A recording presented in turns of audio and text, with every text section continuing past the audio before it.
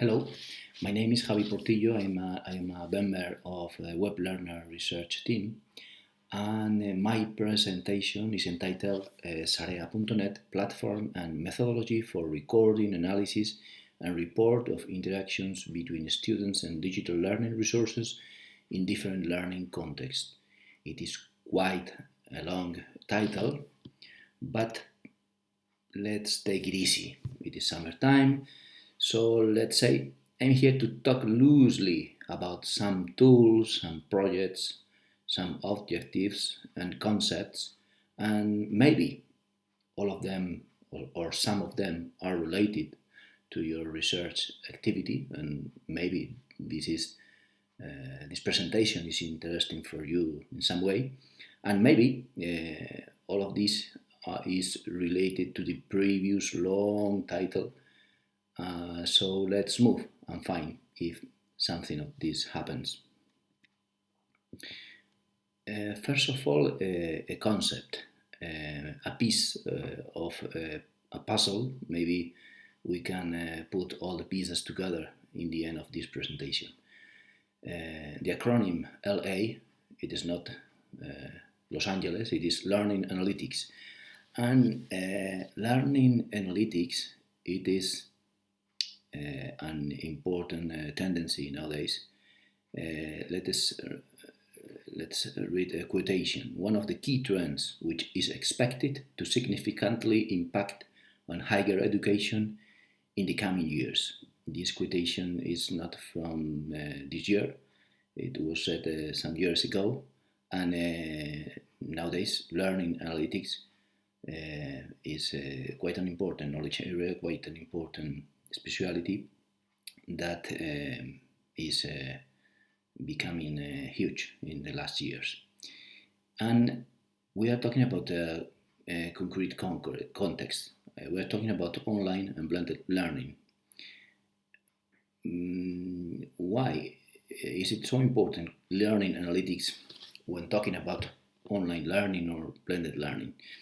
In a classroom, the teacher is gathering information about his students all the time. The teacher is seeing how impact on his students everything he says. The teacher modulates his voice and makes and stop and continues, go faster or slower depending on what he sees in the classroom. So all of us as teachers are gathering data and gathering information and making decisions about how the speech should continue or about the next activity to be done in the classroom. But when we are talking about online learning or blended learning, it is not so easy. We don't have immediate information about how students are doing, and it is not so easy to make decisions just with gut feeling. It should be possible to make some decisions, not just assumptions, by using data collected from that learning context. So a definition of learning analytics could be the measurement, collection, analysis, and reporting of data about the progress of learners and the context in which learning takes place. All of us have heard something about big data.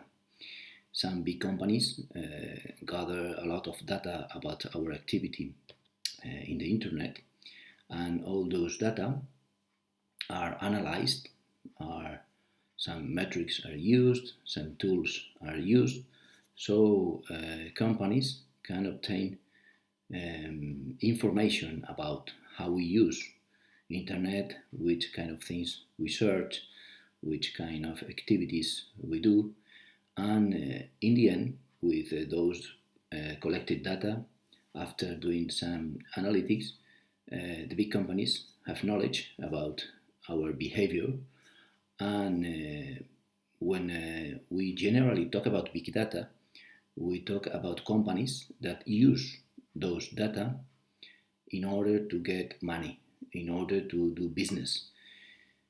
It is quite a similar process what we want to perform with learning analytics, but the objective it is quite different. We want to use data about the interactions of students in order to get a better learning process, in order to improve our teaching learning activity. I would point out a resource to go deeper into learning analytics, Solar Research. You can see the website on the slide, and it is a network where you can find a lot of information about the learning analytics, different events, different webinars, documents, and it is quite interesting. Let's introduce another concept. The acronym PLA stands for Predictive Learning Analytics. Well, it is quite marvelous promise. Predictive learning analytics says it could be possible to alert the teachers to intervention opportunities. I mean, if we can predict by using learning analytics the future behavior of a student, if we can see what things are not working properly in a very early stage, we could alert teacher in order to make an intervention and improve the teaching and learning process for that students. Predictive learning analytics could give students appropriate guidance if the proper data are collected and the appropriate indicators are defined. Predictive learning analytics could give feedback to students and allow them to improve their guidance. And it could be possible to drive a course design using predictive learning analytics. So we could make decisions based on predictive learning analytics. Those concepts, those objectives are very attractive.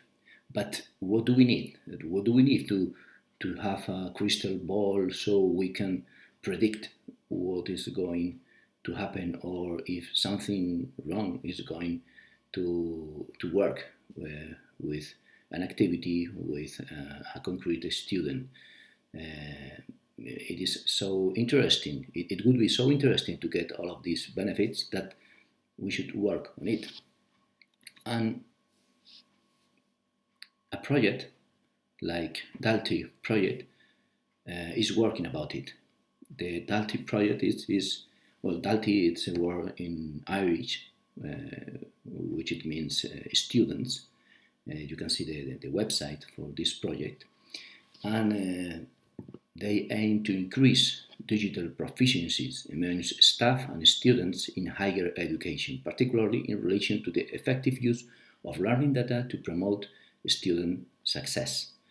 So the final target is promoting student success. And the way to do it, it is using data from the process, using digital data, not just from the teacher activity, but from the student's activity, in order to give feedback to teachers and students so the learning and teaching process can be improved. It addresses the professional development requirements of teachers. I mean, what a teacher should know, which skills should a teacher have in order to use learning analytics. and the effective use of learning data for learning, teaching, and assessment. It is quite an important concept, assessment all along the process. So Dalti, it is quite an interesting project to explore and to find some evidences, some projects, some works, some documents they are generating about this theme. Another project, it is called DESI, Data Enabled Student Success. This project has 4 priorities. Those priorities are the professional development of all those who teach. So they want to add all the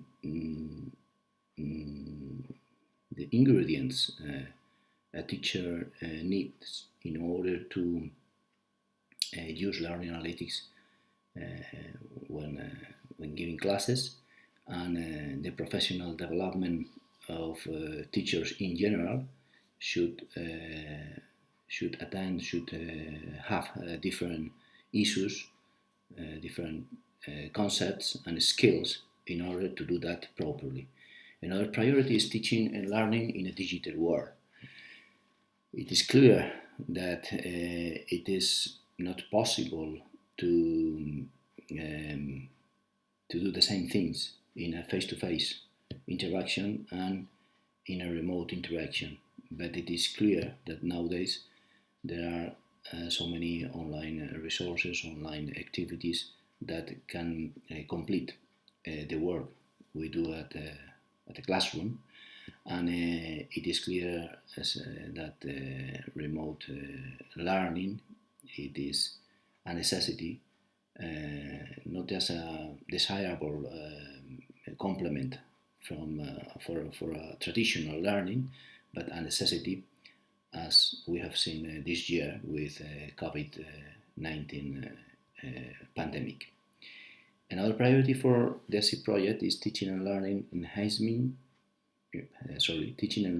enhancement within and across disciplines. They have a clear focus on attending different disciplines and taking into account the point of view of technology, of pedagogical issues, and so on. So it is quite a complex problem, or it is quite a complex issue, that one of giving good remote learning. So different disciplines should be taken into account, and it is very clear for them that they want to get success for students. So DESI, or Data Enabled Student Success, is about taking data from students' digital, taking digital footprints, digital data from students, and consider this like an invaluable resource in order to improve the process. A key for them is the development of an institutional strategy for that enhance student success. It is not something that a teacher by herself could accomplish, and the implication of the whole institution, it is key for people working at the DESI project. Students that are at risk of underperforming can be identified in an earlier stage. So the final objective is getting success for students, and they think that the use of all these techniques can avoid or can minimize the risk of underperforming for students. Let's introduce another concept, the learning design. A definition could be learning design is a formal description of the individuals who participate in a learning process, the resources and environments used to achieve certain learning objectives, and the sequences of learning activities that should take place. And it is difficult to think of all of this if it is not data driven. I mean, the, the sequence of learning, the path of activities, the resources and environments used in a blended learning or in an online learning, there are a lot of data around the use of these artifacts. And if all the things that we take into account in order to design our course, our activities, one of them, it is quite clear, it should be data from the process. Data from the processes we put in practice should give us feedback about how all of them are working, and should be another input in order to improve the design of our courses, the design of our activities. And another concept is SNA or social network analysis. It is about investigating social structures through the use of networks in graph theory. There are social structures in learning, and it is very interesting to know something about data, about all the data implied in interactions between different students, or interactions between a student and teachers, and the networks that appear and that regulate the interchange of contents, comments, and so on in a learning teaching process. So if we can gather these data, if we can analyze those data about interactions, we can explain much better how social learning is happening.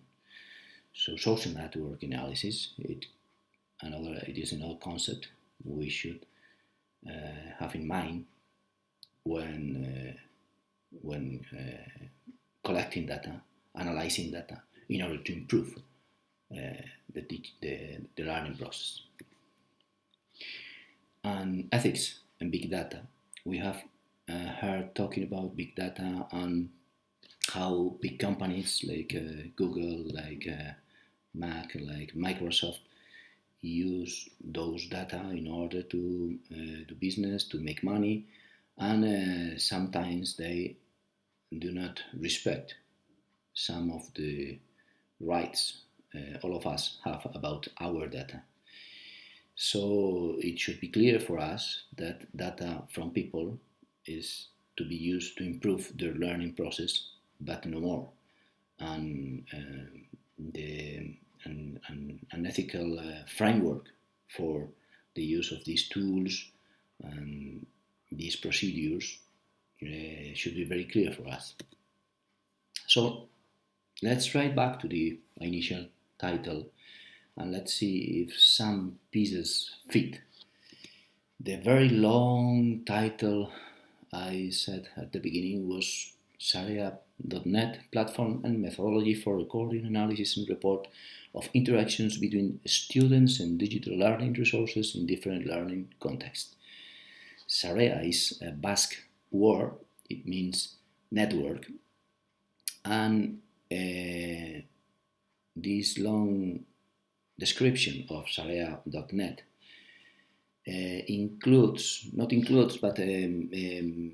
it is related to some of the concepts I have tried to introduce along this presentation. Learning analytics, we can see on the right side of the slide the 4 concepts that are involved in the development of SNA.net. Learning analytics, predictive learning analytics, learning design, and social network analysis. We want to develop a platform where it is possible for us adopting some of the concepts about learning analytics, predictive learning analytics, learning design, and social network analysis, and conduct some research about the use of these techniques in order to improve the learning process. We would like to introduce some of the results of projects like DALTI or DESI in the use of our Sarea.net platform, and we want to have a very clear ethical border and an ethical framework.